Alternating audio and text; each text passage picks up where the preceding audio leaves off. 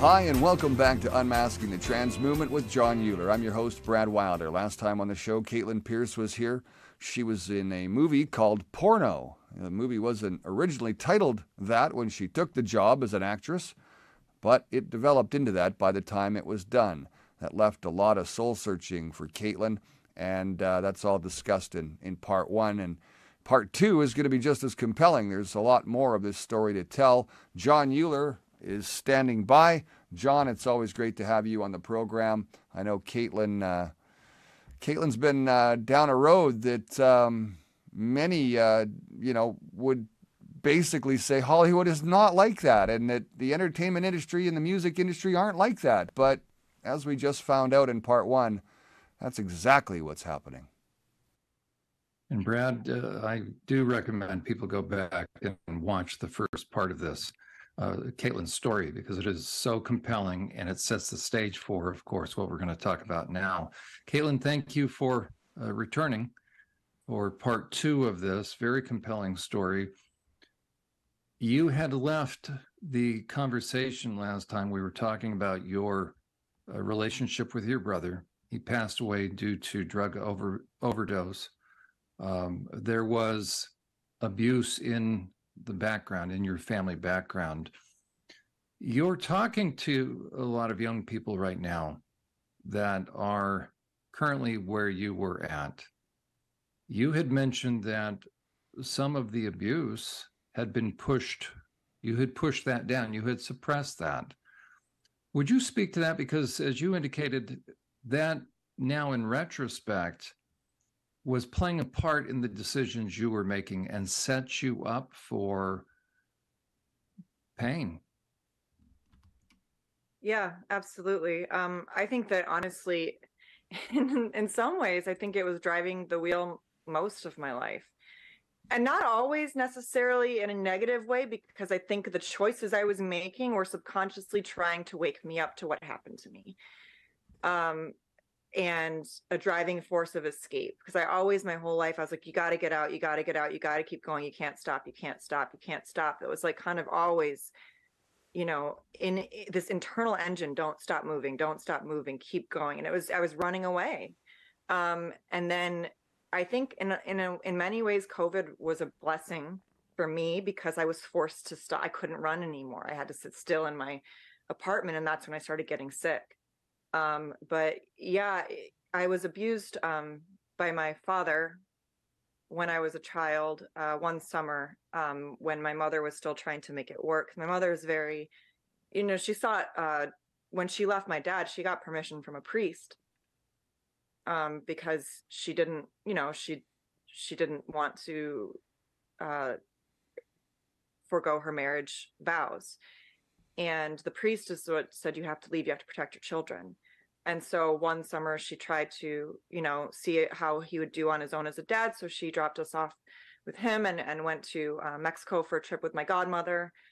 And my whole life I had these flashes of images of my dad, and all my memories of my dad were very, it's bizarre. It's the power of denial is insane to me, because logically the images I had, I should have remembered, but they would just always kind of flash and cycle through my life. And I just had a very non-emotional response to them, and just kind of curious. Like, I don't know if how detailed you want me to get, but there was one image just of him walking from one room to the other naked with an erect penis. Another image was my half sister, her breasts, and then me feeling very strange as a child and touching his body, and that's like all I remembered and of him. And I was always unwell around him. One time after he came to visit, and he wanted me to sit next to him watching a movie, and I just projectile vomited suddenly all over myself. Right after that summer, I started getting sick. I started have regressive bedwetting. I started, I developed an allergy to earrings. I couldn't, my ears were bleeding. I developed bloody noses. I got bloody noses chronically. And I started masturbating very young as a child. And just, it was never really put together, but then through therapy, learning, after fully remembering everything. And I don't even still fully remember everything. I remember it in chunks, like it's slowly coming back, but I think it's just still, and I'll have flashbacks where I can't sleep. And sometimes it drives me to just, like, I travel for work a lot and I get scared of the flashbacks. So I'll just walk around a hotel because I don't want to see it. Because if I sit still, then like it's more comes back, and it's like, I'm just like, no, I can't do that right now. I have to move. I have to not deal with this. And I think it really breaks my heart, but I think that this happens so many more times to children than we even know, because children will not tell. They're so often, especially when it's something like a father or someone that's supposed to be caring for you, you can't handle it. You just can't. Like, I couldn't handle it. Like, even when I remembered, it was more traumatizing and powerful than when I learned my brother died. And I remember when my brother died, I just kept screaming, no, no. I just couldn't stop screaming, no. And it was the same kind of thing. Like, my whole body felt like, the best way I can describe it is like how J.K. Rowling wrote the Dementors. And I think her abuse might have even, I mean, I don't know, but I felt the true presence of evil inside my body. Like, I felt like my body was in hell. And I couldn't escape my body, and I was in my car, and I just kept screaming no, and it was like I was trying to run away, but I couldn't, because it was inside of me. And and when I first started having the memories come back, it felt like psychosis at first, because the uncovering of it, he would make me repeat, I'll never tell. If I tell, I go to hell. And so when I first started remembering it, I thought all I could think of was that I was in hell and that my soul was damned. And so I think that really worked to make me equate truth as hell. And so to tell the truth meant me going to hell. To know the truth meant me going to hell.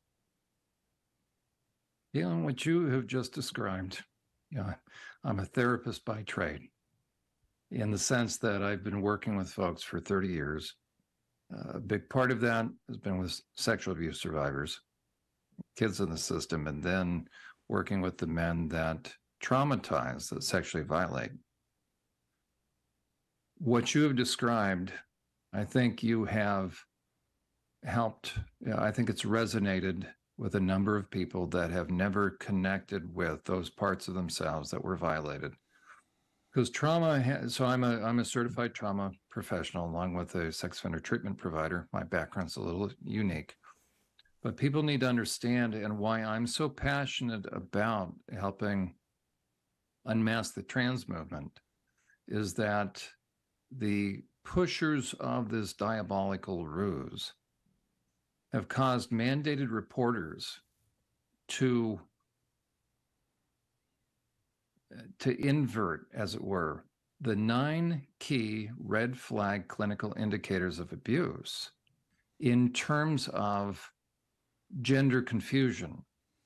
A young person who's been sexually violated will have anywhere between 1 to all 9 of these primary indicators. They will have anxiety, and the full spectrum, as it were, of that generalized anxiety disorder, all the way to panic attacks. They will have depression. They will have mood disorders. They will have eating disorders. They will have self-inflicted, self-injurious, the cutting or the burning. They will have rapid mood shifting. And the mandated reporters, who are trained on an every other year basis, should know this. So to think that so many of these young people that are now being medicalized are seeing professionals that they should be able to trust, and these professionals are missing this. And no sexual abuse survivor, all things being equal, no sexual abuse survivor, if they even remember all their abuse, is going to come right out with it. And they'll drop hints, as it were, because they're going to find out, are you a safe person for me to disclose this to? And so if the treating professional says, oh, well, and the number one indicator is a girl comes in, let's say a girl says, I don't want to be a girl, I wish I was a boy. Right? That is the number one indicator of abuse. But what's happened now? We're fast tracking these kids off to medicalization, and now we are adding injury to insult. So what you've described is very, very characteristic of trauma and what's called the dissociation, as far as blocking out certain things. If somebody has been traumatized as far as through sexual abuse, a young person, there can be, as it were, kind of a dividing or a splitting of the personality. We all have parts. Okay, so there's a really, I was going to say neat, but a helpful recent model, and it's not the concepts are not new, but the terminology is very helpful in destigmatizing for people what happens with abuse and what happens with trauma.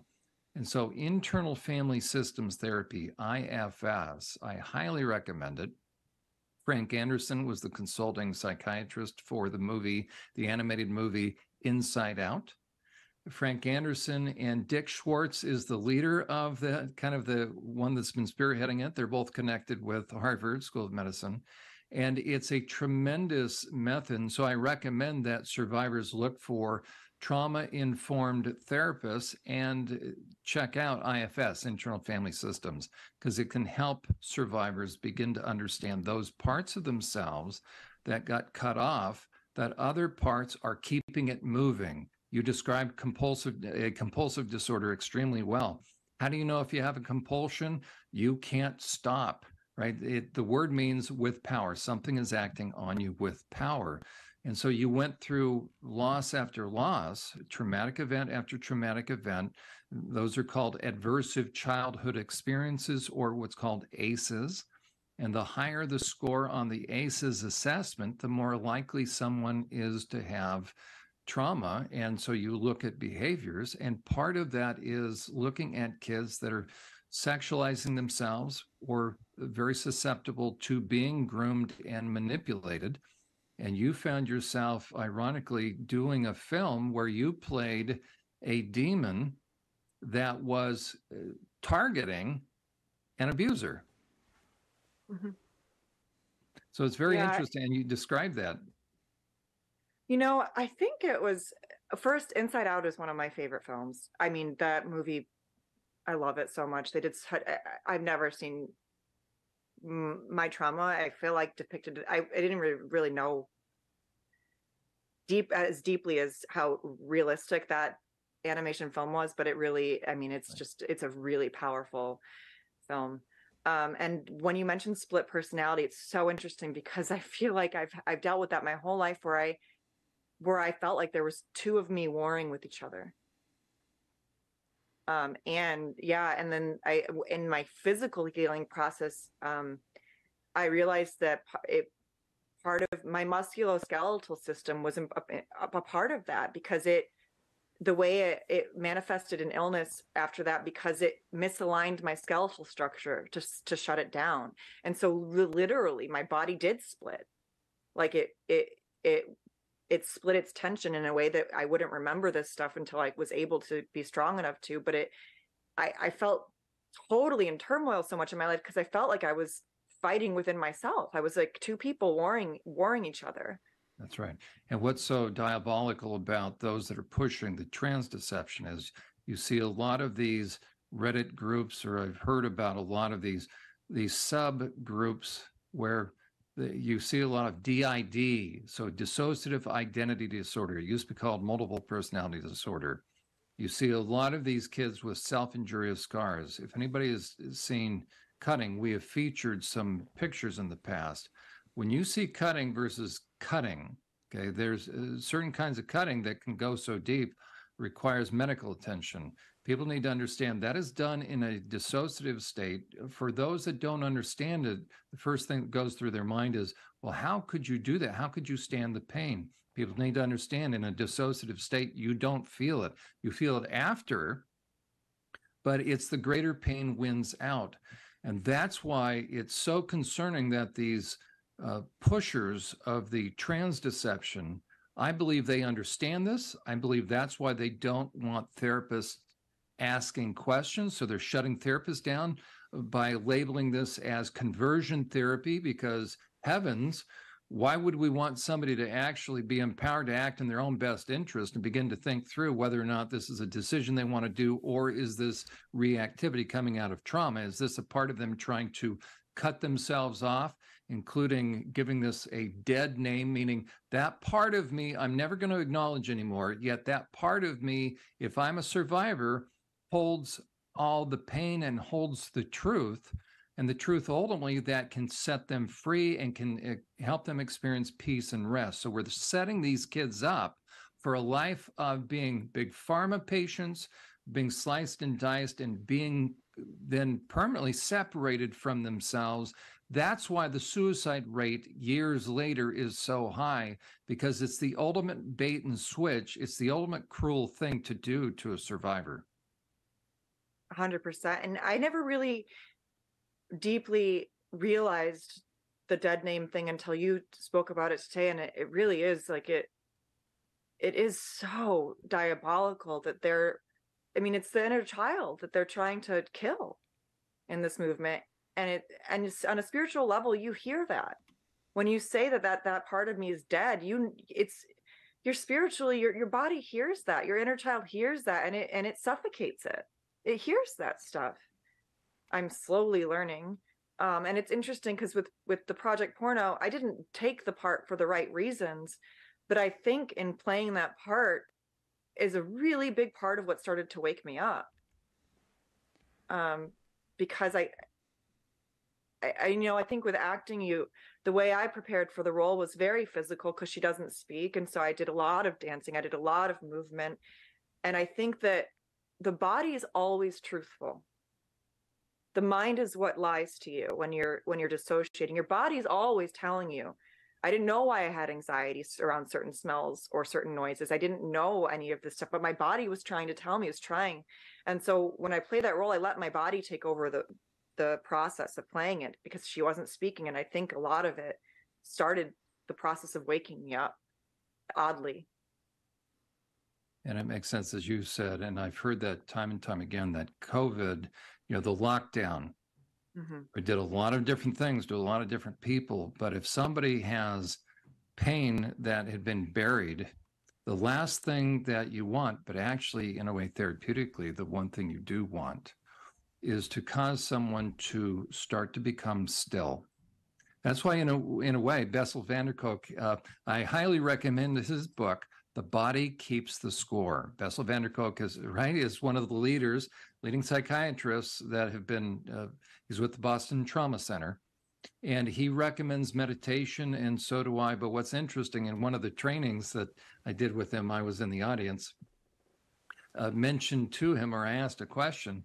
I said, if somebody's doing meditation, aren't you inviting, right? Because now the person's becoming still. So if there is truth, pain, but if there is truth that is trying to surface, once somebody becomes still, right, won't that come up? And so what I also recommend is something very physical. There's going to have to be some venting and journaling and venting, even taking a wet. If you live in a situation, ideally a hanging bag and a baseball bat is a beautiful way to vent. That's what I recommend, the most ideal. But engaging muscles, because that will channel off the intensity and the adrenaline. Okay, but if you don't have anything else available to you, then take a dish towel, get it wet, and begin wringing it out. You're going to begin to engage those muscles. That'll begin to re-empower yourselves and change the narrative. And so you have all these young girls, a lot of young boys have been perped on. And so they are ripe for being sucked into, being set up for these groomers that are going to, right? Girls are either trying to find a haven of rest away from the sexuality. Well, the trans deception, the trans movement apparently offers that on the surface, or they're getting into the hypersexualized stuff. Katelyn, speak to the young women for just for a moment about the dangers, the issue of OnlyFans. Yeah, I mean it's the corruption of feminism into liberal feminism. There's nothing empowering about exploiting and commodifying your own body. It will always, you're abusing yourself. It's not empowering. It's just not. I've learned that profoundly. All I did was abuse myself when I sexualized myself like that. I never put myself on OnlyFans, but it crossed my mind over the pandemic because everyone was doing it. And then I'm glad. I've always been disgusted by pornography, and I've never watched it. I've never been a part. I've always spiritually, on some spiritual levels, kept with me where I knew it was pure evil. And so I stayed away from it. But pornography is pure evil. It just is, and it will rip you apart spiritually if you stay in it. It will. I mean, what's happening now is spiritual genocide. We're murdering spirits, and it makes me, especially with young boys. I mean, girls are experiencing more of the outright abuse, and in a way, it's worse because we see it and we allow it to happen. But what's happening to boys? I mean, 48% of children are spammed porn on a daily basis. That's the average that I read recently in a study. Porn actively changes the male brain, reduces the gray matter. It makes you stupider, it makes you more evil, it makes you more violent, and it makes you incapable of loving. Because you're looking for short-term gratification at the minimum, and you're becoming more depraved. Just like with any drug, you need more of it to get off, right? You need more of it to get high. And so we're creating a generation of boys that are spiritually dead and incapable of loving. And I don't know, I mean, that to me is 1,000 times worse. Like, I would much rather have lived the abuse I lived, and at the end of the day, be able to love.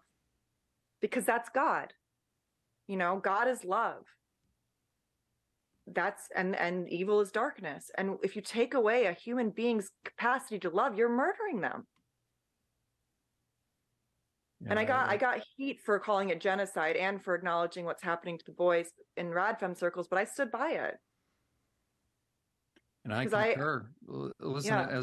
As a sex offender treatment provider, I can tell you, ever since the 80s, probably since the 70s, okay, all of sex offending, right, comes from the objectification of another person. Instead of loving people and using things, now I'm using people and loving things. The issue is deviance, because deviance is really psychopathy. It changes someone into an animal, a male, that they're no longer the same. The brain is changing. So the issue is deviance. Porn fast tracks, it supercharges that process downward. So ever since the 80s, but I can tell you, while I was in the Pennsylvania Department of Corrections from 2005 to 2016, 100%, people need to understand this. So Ted Bundy was right. 100% of every sex offender was deeply involved in porn prior to offending. 100%, you'll never find an exception. You'll never find an exception. 100% of all pedophiles, 100%, are deeply steeped in child pornography. That's why 100% are busted with that. And people need to understand, within the mix of all that child rape porn is bestiality, hence the concern about furries. I want to always press for time. Okay, so I want people to see, you recently posted on Twitter, and it was so compelling that I have it on mine. It's the first story, as it were, first post. I want you to describe, and then we're going to go into the work that you are doing. Talk to us about, there's good old Rachel Levin, okay, who is a guy, number one. XY chromosome. People need to remember, sorry for moving this page here. Okay, everybody's going to be familiar with him. There's the Biden press person. Used to be, he's standing there with Sam Brinton, the other deviant who was busted. Finally, people figured out he was stealing women's luggage. Why? For the underwear. Why didn't he ever return the undergarments? Because he was masturbating in all the undergarments. A very dangerous and deviant individual who worked in a very key position in the Trevor Project. Now, this guy is the #1 pusher of all this trans medicine, the medicalization, the sterilization, and the amputation of kids. But if anybody remembers, he was head of the health system. He was Secretary of Health for the state of Pennsylvania. He is responsible for the vast majority of the deaths of the old folks in the convalescent homes. He's into genocide, but he got his own mother out. Isn't that interesting? Speak to us. So this is this darkened, look at this smile. This is the smile of a Nazi doctor.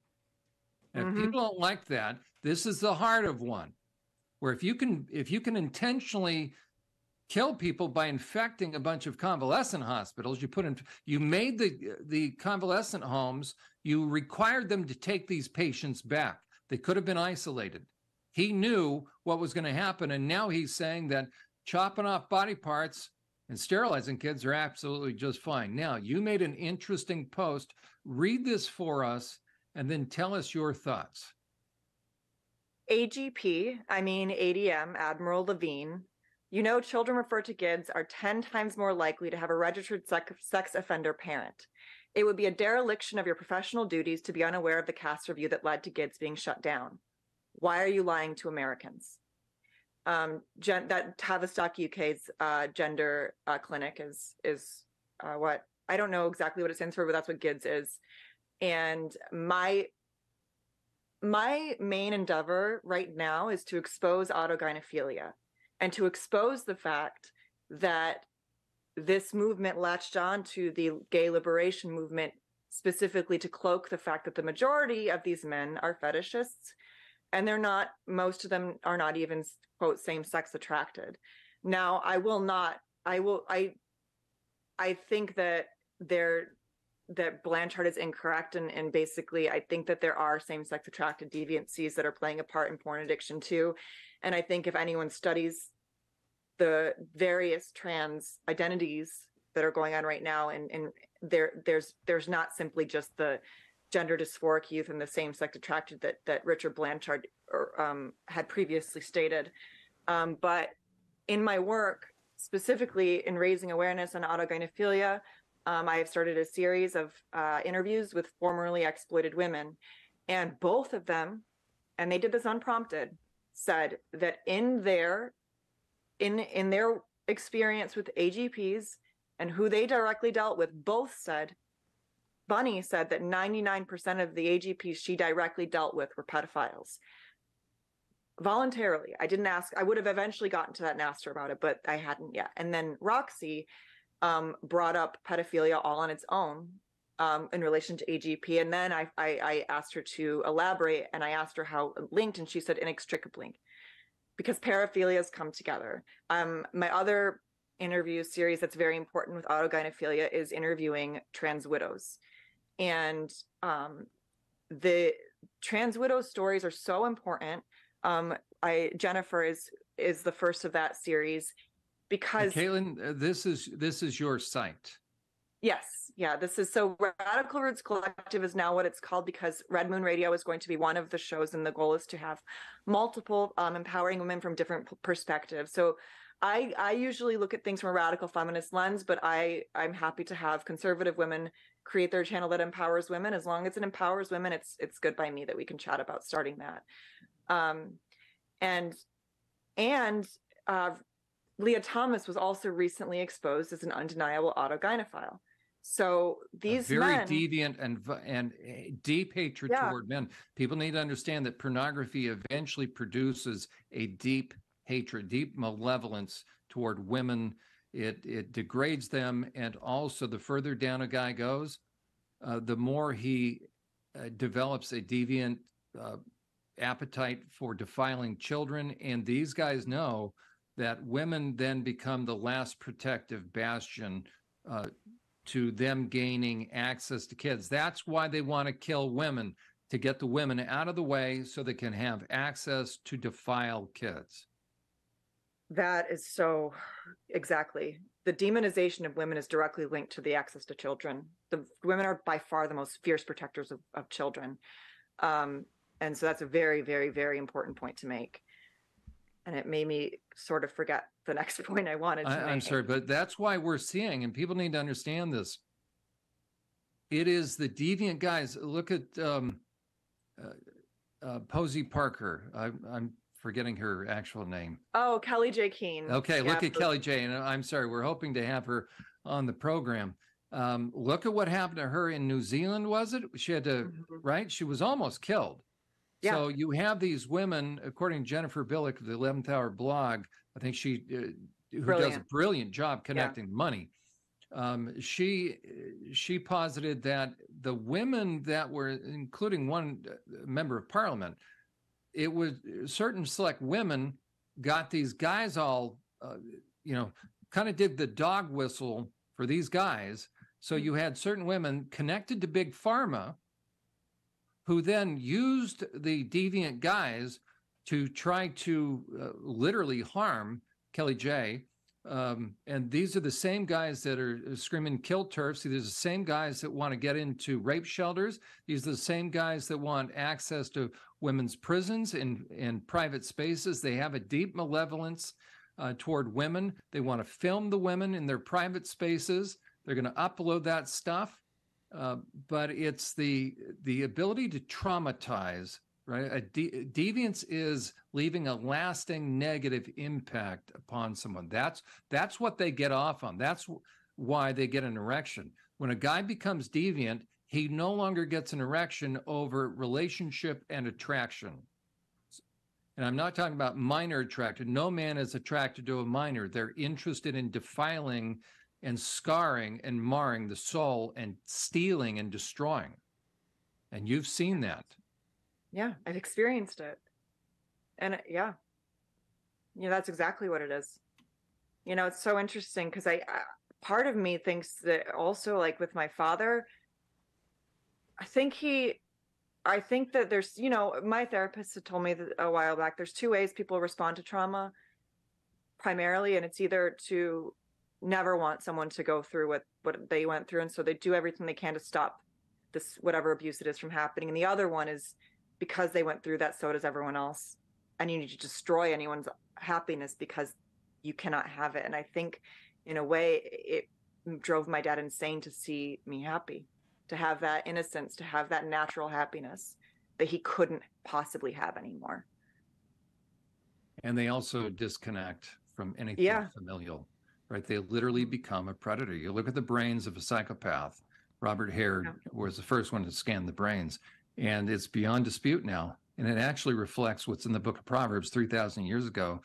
And as far as the old-fashioned term "fool," and also in Proverbs chapter 6, where it says, "What are evil people like?" and it talks about worthless. That word "worthless" means it comes from the Hebrew word sons of Belial. Well, Belial we get the word devil from it. So people that have harmonized with darkness, what are they like? And the very first thing it talks about is they're constant liars.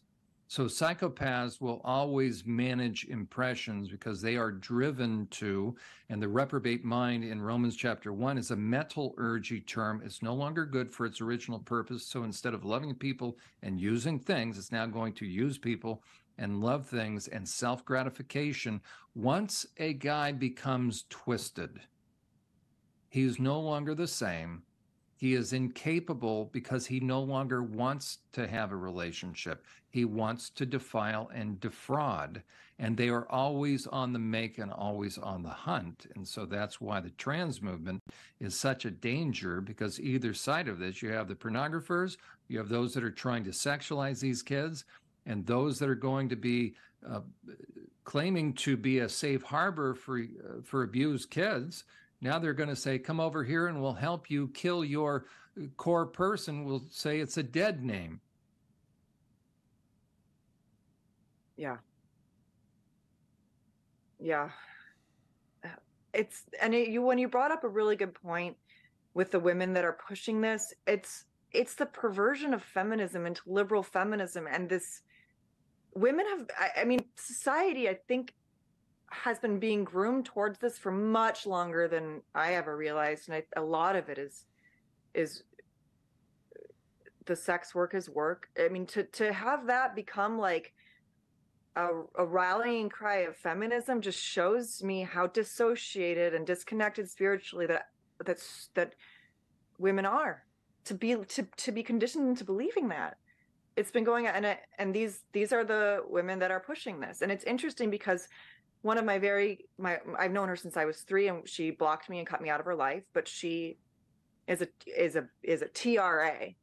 And just speaking out about Leah Thomas prompted her to erase me from her life. I've known her since I was 3 years old, and she was abused as a child. I know that, and it makes perfect sense with who she's become now.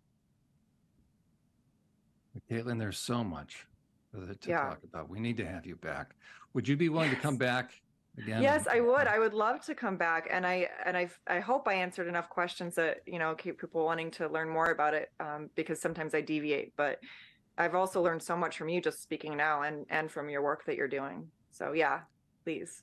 It's exactly why And we I'd do also- this. It's exactly why we do this, so that our listeners, our viewers, and even our guests have some guidance, some system of support that shows that they're not alone. And there's a lot of people out there who feel as though they're alone right now. And it could be people that you know from the industry that you were in previously. They're caught in that revolving cycle and bubble. And that bubble needs to be burst, and you need to go in there and maybe help save some of those people too. You can't reach everybody, but I tell you what, the ones that are feeling it, the ones that have gone through what you've gone through, they may be looking for that out, and I'm sure that you're going to be that support for them. And as you do that, I want to pat you on the back and say good job, because if it was my daughter and there was nobody to help like you're doing, then we're in a lot of trouble even more. So thank you for everything that you do for every single girl that you connect with, and try to, I guess, show them the light, show them that there isn't just darkness. Thank you so much. Thank you both so much for the work that you're doing. Really grateful to have that on. Well, thank you again for being a tremendous guest and for being so vulnerable with us. Brad, and thank you as always. Thank you both for being here. It's been a great show, great couple of shows. By all means, please make sure you go back and check out our BitChute channel. All of our episodes are there. You can like, share, subscribe, donate as well. You can find us online at our website at unmaskingthetransmovement.com with a world of resources for parents, grandparents, and children alike.